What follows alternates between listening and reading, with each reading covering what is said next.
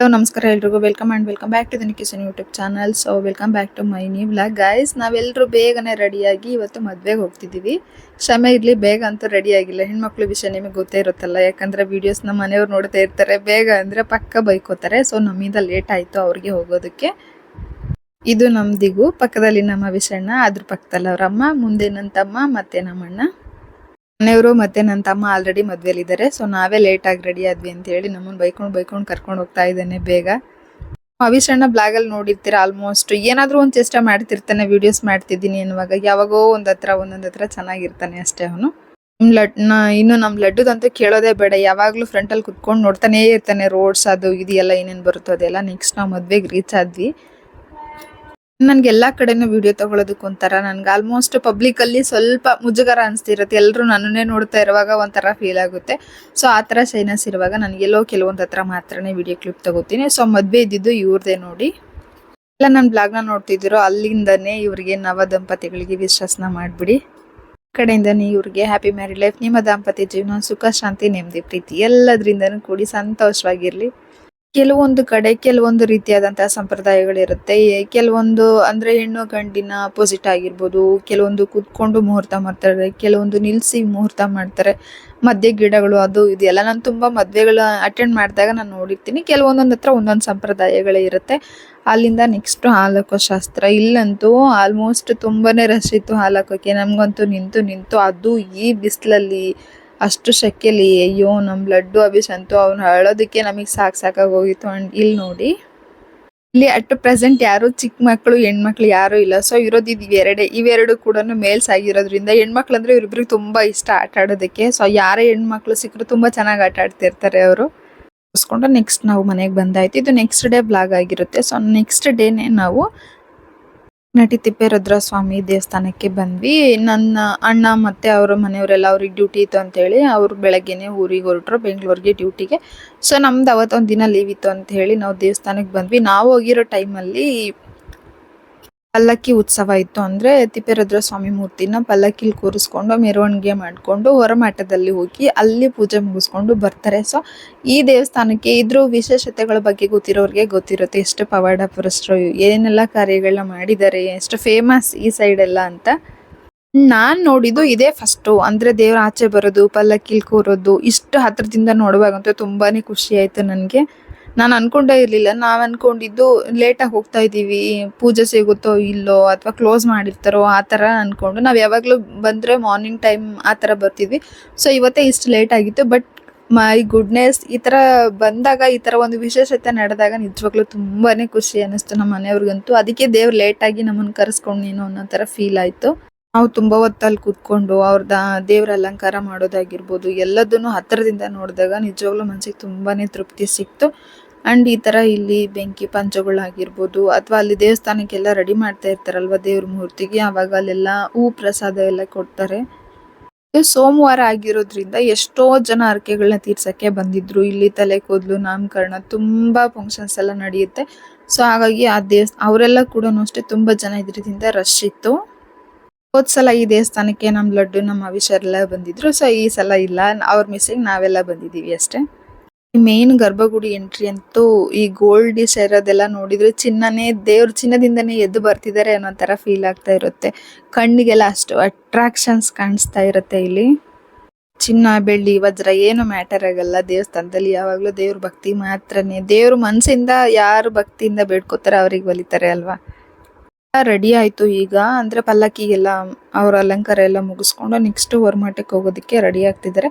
ನಾನು ಸಾಧ್ಯ ಆದ್ರೆ ಹೊರಮಾಟದ್ದು ಕೂಡ ಈ ವಿಡಿಯೋದಲ್ಲಿ ತೋರ್ಸಕ್ಕೆ ಟ್ರೈ ಮಾಡ್ತೀನಿ. ವಿಡಿಯೋನ ಎಲ್ಲ ಸ್ಕಿಪ್ ಮಾಡದೆ ಕಂಪ್ಲೀಟ್ ಆಗಿ ನೋಡಿ ಅಷ್ಟೇ.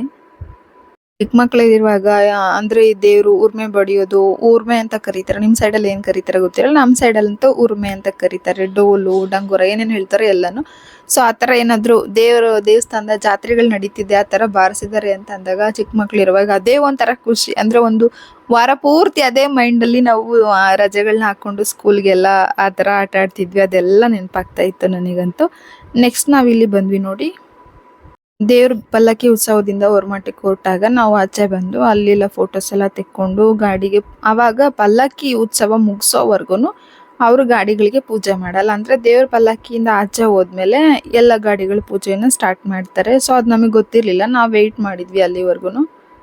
ಅಲ್ಲಿ ನಮ್ಮ ಆಂಟಿ ನಮ್ಮ ಮುಂದೆ ತುಂಬಾ ದಿನದಿಂದ ಬೇಡಿಕೆ ಇತ್ತು ದೇವಸ್ಥಾನಕ್ಕೆ ಬರಬೇಕು ತಿಪ್ಪೇರುದ್ರ ಸ್ವಾಮಿಗೆ ಅಂತ. ಅವರಿಬ್ಬರಿಗೂ ಅದು ಯಾಕೋ ಕಾಲ ಕೂಡ್ ಬರ್ತಿರ್ಲಿಲ್ಲ.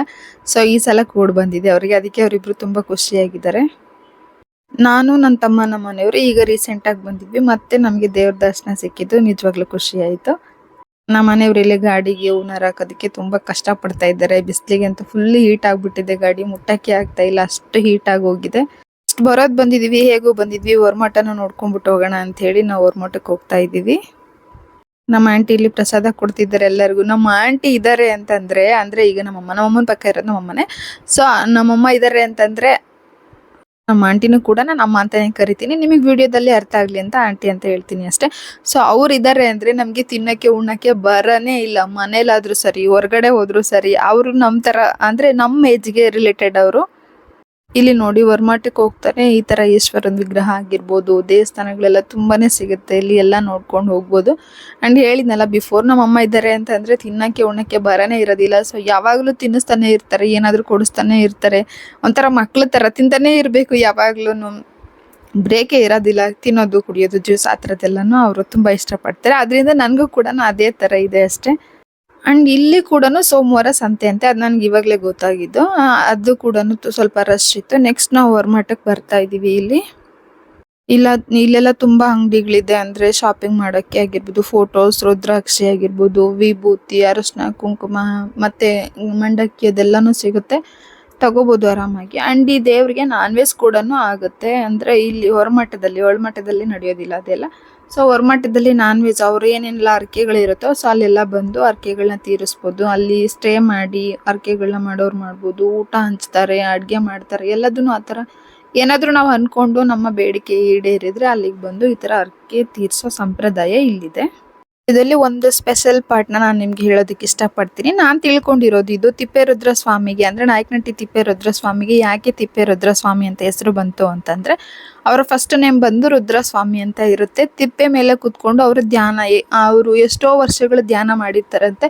ಸೊ ತಿಪ್ಪೆ ಅಂದರೆ ನಿಮಗೆ ಆಲ್ಮೋಸ್ಟ್ ಅರ್ಥ ಆಗಿರುತ್ತೆ, ಸ್ಮೆಲ್ ಇರ್ಬೋದು, ಗಲೀಜ್ ಅದು ಇದು ಎಲ್ಲ ಇದ್ರೂ ಕೂಡ ಅವರು ಧ್ಯಾನ ಮಾಡುವಾಗ ಅವರು ಏಕಾಂತ ಆ ಥರ ಒಂದು ಜ್ಞಾನ ಮಾಡ್ತಾ ಇರುವಾಗ ಸೊ ಅವ್ರಿಗೆ ಬೇರೆ ಯಾವುದು ಕೂಡ ಡಿಸ್ಟರ್ಬ್ ಆಗಿಲ್ಲ. ಅಂದರೆ ಅವ್ರು ಅಷ್ಟು ಶ್ರದ್ಧೆಯಿಂದ ಧ್ಯಾನ ಮಾಡಿದಂತೆ, ವರ್ಷಗಳಲ್ಲಿ ಧ್ಯಾನ ಮಾಡಿದ್ರು, ಅವ್ರಿಗೆ ಕದಲಿಲ್ಲ. ಸೊ ಹಾಗಾಗಿ ಅವ್ರಿಗೆ ತಿಪ್ಪೇರುದ್ರ ಸ್ವಾಮಿ ಅಂತ ಹೆಸರು ಬಂತು ಅಂತ ನಾನು ಇಲ್ಲಿ ಕೇಳ್ಪಟ್ಟೆ. ಅಂಡ್ ಈ ದೇವ್ರದ್ದು ತುಂಬಾನೇ ಪವಾಡಗಳಿದೆ. ಅಂದ್ರೆ ಸತ್ತಿರೋ ಎಮ್ಮೆನ ಬದುಕಿಸಿದ್ದು, ಅದರಿಂದ ಹಾಲು ಕರೆದಿದ್ದು, ಅದೆಲ್ಲನೂ ತುಂಬಾನೇ ಪವಾಡಗಳಿದೆ. ಇದ್ರ ಬಗ್ಗೆ ಗೊತ್ತಿರೋರ್ಗಂತೂ ನಿಜವಾಗ್ಲೂ ಗೊತ್ತಿರುತ್ತೆ. ಗೊತ್ತಿಲ್ಲ ಅನ್ನೋರು ಕಮೆಂಟ್ ಮಾಡಿ, ನಾನು ಸಾಧ್ಯ ಆದ್ರೆ ಫುಲ್ ಹಿಸ್ಟ್ರಿನ ಹೇಳೋದಕ್ಕೆ ಟ್ರೈ ಮಾಡ್ತೀನಿ. ರುದ್ರಸ್ವಾಮಿ ಅವರು ತಿಪ್ಪೇರುದ್ರ ಸ್ವಾಮಿ ಅವರು ಡೈರೆಕ್ಟ್ ಆಗಿ ಸ್ವರ್ಗದಿಂದ ಭೂಲೋಕಕ್ಕೆ ಬಂದು ಶೈವ ಧರ್ಮದ ಪ್ರಚಾದನೆಗಾಗಿ ಅವರು ಬರ್ತಾರಂತೆ, ಪ್ರಚಾರ ಮಾಡೋದಕ್ಕೆ. ಶೈವ ಧರ್ಮದ ಪ್ರಚಾರಕ್ಕಾಗಿ ಅವರು ಸ್ವರ್ಗದಿಂದ ಭೂಲೋಕಕ್ಕೆ ಬಂದಿದ್ದಂತೆ. ಅವರು ಮೂಲ ಬಂದು ಆಂಧ್ರ ಪ್ರದೇಶ, ಕರ್ನಾಟಕಕ್ಕೆ ಯಾರೋ ಅವ್ರ ಭಕ್ತರೊಬ್ರು ಇಲ್ಲಿಗೆ ಇನ್ವೈಟ್ ಮಾಡಿದಾಗ ಅವರು ನಾಯಕನಹಟ್ಟಿಗೆ ಬಂದು ನೆಲೆಸ್ತಾರೆ. ಸೊ ಅದ್ರ ಬರ್ತಾ ದಾರಿಲೂ ಕೂಡ ತುಂಬ ವಿಶೇಷತೆಗಳು ನಡೆದಿದೆ. ಅದ್ರ ಬಗ್ಗೆ ಎಲ್ಲನೂ ವೀಡಿಯೋಸ್ನ ನೋಡ್ಬೋದು ನೀವು, ತುಂಬ ಯೂಟ್ಯೂಬಲ್ಲೆಲ್ಲ ವೀಡಿಯೋಸ್ ಸಿಗುತ್ತೆ. ಅದ್ರ ಬಗ್ಗೆ ಗೊತ್ತಿಲ್ಲದಿರೋರಿಗೆ ಬೇಕು ಅಂದರೆ ಕಮೆಂಟ್ ಮಾಡಿ, ನಾನು ನಿಜವಾಗ್ಲೂ ತಿಳಿಸೋದಕ್ಕೆ ಟ್ರೈ ಮಾಡ್ತೀನಿ. ಇಲ್ಲಿ ಎರಡು ಥರ, ಒಂದು ವಿಭೂತಿ ಮತ್ತು ಇನ್ನೊಂದಿರುತ್ತೆ ಅದು ಧೂಳ್ತ ಅನ್ನೋ ಥರ. ಸೊ ಅದು ವಿಭೂತಿಗಿಂತನೂ ಶ್ರೇಷ್ಠ ಅಂತ ಇಲ್ಲಿರೋ ಪೂಜಾರಿಗಳು ಹೇಳಿದ್ದು. ಸೊ ಹಾಗಾಗಿ ಅದ್ರ ಬಗ್ಗೆ ನಮಗೆ ಗೊತ್ತಾಯಿತು. ಅಲ್ಲಿವರೆಗೂ ನನಗೆ ಅದ್ರ ಬಗ್ಗೆ ಅಷ್ಟೊಂದು ಗೊತ್ತಿರಲಿಲ್ಲ. ಸೊ ಇದು ನೋಡಿ, ಈಗ ಹೊರಮಠದಿಂದ ದೇವ್ರನ್ನ ತೋರಿಸ್ತಾ ಇದ್ದೀನಿ. ಇಲ್ಲಿ ಅವರು ಜೀವಂತ ಸಮಾಧಿ ಆಗಿರೋದು, ಅಂದರೆ ಲಿಂಗೈಕ್ಯ ಆಗಿರೋಂಥ ಸ್ಥಳ ಇದು. ನಾನು ಈ ಹೊರಮಠಕ್ಕೆ ಬರ್ತಿರೋದು ಇದು 2ನೇ ಸಲ. ನಾನು ಯಾವಾಗಲೇ ಬಂದ್ರೂ ಅಲ್ಲಿ ಅಂದರೆ ಒಳಮಠದಲ್ಲೇ ಪೂಜೆ ಮುಗಿಸ್ಕೊಂಡು ಹಾಗೆ ಹೋಗಿರ್ತಿದ್ದೆ. ಸೊ ಈ ಸಲ ನಮ್ಮ ಆಂಟಿ ಅಮ್ಮನಿಗೆ ಎಲ್ರಿಗೂ ತೋರಿಸ್ಬೇಕು ಅಂತ ಹೇಳಿ ಇಲ್ಲಿಗೆ ಬಂದಿದ್ದು. ಹೊರಗಡೆ ನೋಡಿ ಮಕ್ಕಳೆಲ್ಲ ಇದನ್ನೆಲ್ಲ ಹತ್ಕೊಂಡು ಹೆಂಗೆ ಆಟ ಆಡ್ತಿದ್ದಾರೆ ಅಂತ ಹೇಳಿ. ಇಲ್ಲಂತೂ ಬಸವ ಇದೆಲ್ಲ ಇದು ನಮ್ಮನೆ ಇದ್ದಾರೆ ಅನ್ನೋ ಥರ ಫೀಲ್ ಆಗ್ತಾ ಇತ್ತು. ಸೊ ಅಲ್ಲಿ ಕೂಡ ಕೆಲವೊಂದು ಫೋಟೋಸ್ನೆಲ್ಲ ತೆಗೊಂಡು, ಇಲ್ಲೂ ಕೂಡ ಅಷ್ಟೇ ನೋಡಿ, ಇಲ್ಲಿ ಒಂದು ಪ್ರತಿಮೆ ಇದೆ ದೇವ್ರದ್ದು, ತಿಪ್ಪೇರುದ್ರ ಸ್ವಾಮಿ ಅವ್ರದ್ದು. ಇಲ್ಲೊಂದು ಕಲ್ಯಾಣಿ ಇದೆ, ಅಲ್ಲಿದೆ ಇದು. ಇದ್ರಲ್ಲಂತೂ ಎಷ್ಟು ಪ್ಲಾಸ್ಟಿಕ್ ಅದು ಇದು ಹಾಕಿದ್ರೆ ನೋಡಿ. ಸೊ ದಯವಿಟ್ಟು ಸಾಧ್ಯವಾದಷ್ಟು ಪ್ಲಾಸ್ಟಿಕ್ಸ್ನ ಅವಾಯ್ಡ್ ಮಾಡಿ, ದೇವಸ್ಥಾನದಲ್ಲಾದ್ರೂ ಅವಾಯ್ಡ್ ಮಾಡಿ. ಅಟ್ಲೀಸ್ಟ್ ಪರಿಸರ ನಮಗೆ ಒಳ್ಳೇದಲ್ವಾ. ಸೊ ನಾವೀಗ ಎಂಜಾಯ್ ಮಾಡಿಕೊಂಡು ಪ್ಲಾಸ್ಟಿಕ್ ಅದು ಇದು ಎಲ್ಲ ಯೂಸ್ ಮಾಡಿ ಮುಂದಿನ ನಮ್ಮ ಜನ್ರೇಷನ್ಗೆ ಏನೇ ತೊಂದರೆ ಆಗುತ್ತೆ. ಸೊ ದಯವಿಟ್ಟು ಆದಷ್ಟು ಸ್ವಲ್ಪ ಕಡಿಮೆ ಮಾಡಿ ಅಷ್ಟೇ. ಯೂಸ್ ಮಾಡಲೇಬೇಡಿ ಅಂತಲ್ಲ, ಯೂಸ್ ಮಾಡಿ ಅದನ್ನ ಎಲ್ಲಿ ಡಿಸ್ಟ್ರಾಯ್ ಮಾಡಬೇಕೋ ಅಲ್ಲಿ ನೀವು ಆ ಡಸ್ಟ್‌ಬಿನ್‌ಗಾಗಿರ್ಬೋದು ಅಥವಾ ನಿಮಗೆ ಅಲ್ಲಿ ಹಾಕಿದ್ರೆ ಅಟ್‌ಲೀಸ್ಟ್ ಎಲ್ರಿಗೂ ಒಳ್ಳೇದಲ್ವಾ ಅದು. ಇಲ್ಲಿ ನೋಡಿ ನಮ್ಮ ಅಮ್ಮರೆಲ್ಲ ನನಗೆ ತಿಪ್ಪೇರುದ್ರಸ್ವಾಮಿ ಅವ್ರ ಬಗ್ಗೆ ಇನ್ನೂ ಹೆಚ್ಚಿನ ವಿಶೇಷತೆಗಳನ್ನ ಹೇಳ್ತಾ ಇದ್ದಾರೆ. ನನಗೆ ಏನೇನು ಗೊತ್ತಿರಲಿಲ್ಲ ಆ ವಿಷಯಗಳನ್ನ ಈ ವಿಡಿಯೋದಲ್ಲಿ ಡೈರೆಕ್ಟಾಗಿ ಹೇಳು, ಹಂಗೆ ನೀನು ಮತ್ತೆ ವಾಯ್ಸ್ ಕವರ್ ಕೊಡೋದು ಬೇಡ, ಹಿಂಗೆ ಹೇಳು ಅಂತ ಹೇಳ್ತಿದ್ದಾರೆ. ಬಟ್ ಇಲ್ಲೆಲ್ಲ ನನ್ಗೆ ಆಲ್ಮೋಸ್ಟ್ ಸ್ವಲ್ಪ ಪಬ್ಲಿಕಲ್ಲಿ ಈ ಥರ ಹೇಳೋದಕ್ಕೆ ಸ್ವಲ್ಪ ಮುಜುಗರ ಅನಿಸ್ತಿರುತ್ತೆ. ನಾನು ಆಲ್ರೆಡಿ ಈ ವಿಡಿಯೋದಲ್ಲಿ ಹೇಳಿದ್ದೀನಿ. ಸೊ ಹಾಗಾಗಿ ಇಲ್ಲ, ನಾನು ಆಮೇಲೆ ವಾಯ್ಸ್ ಕವರ್ ಕೊಡ್ತೀನಿ ಬಿಡು ಅಂತ ಹೇಳಿದ್ದೀನಿ ನಮ್ಮ ಮನೆಯವ್ರಿಗೆ. ಇದನ್ನೆಲ್ಲ ಮುಗಿಸ್ಕೊಂಡು ನೆಕ್ಸ್ಟ್ ಹೋಗೋಣ ಅಂತ ಹೊರಟಾಗ್ಲೇನೆ ದೇವರು ಕೂಡ ಅಲ್ಲಿಗೆ ಬಂತು. ಅಂದ್ರೆ ಒಳಮಠದಿಂದ ಅವ್ರ ಮಠಕ್ಕೆ ಪಲ್ಲಕ್ಕಿ ಉತ್ಸವ ಬರುತ್ತೆ ಅಂತ ಹೇಳಿದ್ನಲ್ಲ, ಸೊ ಅದು ಕೂಡ ಬಂತು. ಇನ್ನು ನೋಡಿ ಹಾಗೆ ಹೋಗೋದಕ್ಕೆ ಮನ್ಸು ಕೂಡ ಆಗೋದಿಲ್ಲ ಅಲ್ವಾ. ಸೊ ಹಾಗಾಗಿ ಅಲ್ಲೇ ವೆಯ್ಟ್ ಮಾಡಿ ಮತ್ತೆ ದೇವ್ರ ದರ್ಶನ ಮುಗಿಸ್ಕೊಂಡು ಅಲ್ಲಿ ಕೂಡ ಪ್ರಸಾದನ ಇಸ್ಕೊಂಡು ಮತ್ತೆ ಪಕ್ಕದಲ್ಲೇ ಸ್ವಲ್ಪ ಬಜ್ಜಿ ಬೋಂಡ ಎಲ್ಲ ಅಂಗಡಿಗಳಿತ್ತೆ ಅಂತ ಹೇಳಿ ಅದನ್ನೆಲ್ಲ ತಿನ್ಕೊಂಡು, ಇಲ್ಲಿ ಕೂಡ ಮಂಡಕ್ಕಿ ಮತ್ತೆ ಅದೆಲ್ಲ ಸಿಗುತ್ತೆ. ಸೊ ನಾವು ಏನೇನು ಬೇಕೋ ಮನೆಗೆ ಅದನ್ನೆಲ್ಲ ತಗೊಂಡು ಹೊರಟ್ವಿ. ಸೊ ಯಾರೆಲ್ಲ ದೇವ್ರ ದರ್ಶನ ಮಾಡಬೇಕು ಅಂದ್ಕೊಂಡು ಇನ್ನೂ ಸಿಕ್ಕಿಲ್ವ ದರ್ಶನ ಬಗ್ಗೆ, ಇಲ್ಲಿಂದನೇ ದರ್ಶನ ಮುಗಿಸ್ಕೊಳ್ಳಿ. ದೇವರು ತಿಪ್ಪೇರುದ್ರ ಸ್ವಾಮಿ ಎಲ್ರಿಗೂ ಕೂಡ ಒಳ್ಳೇದು ಮಾಡಲಿ, ಎಲ್ಲರ ಜೀವನದಲ್ಲೂ ಕೂಡ ಪವಾಡ ನಡೆಸಲಿ ಅಂತ ನಾನು ದೇವ್ರ ಹತ್ರ ಬೇಡ್ಕೋತೀನಿ. Please do subscribe to Nikhisan YouTube channel. ಮತ್ತೆ ಸಿಗೋಣ ಮುಂದಿನ ವಿಡಿಯೋದಲ್ಲಿ.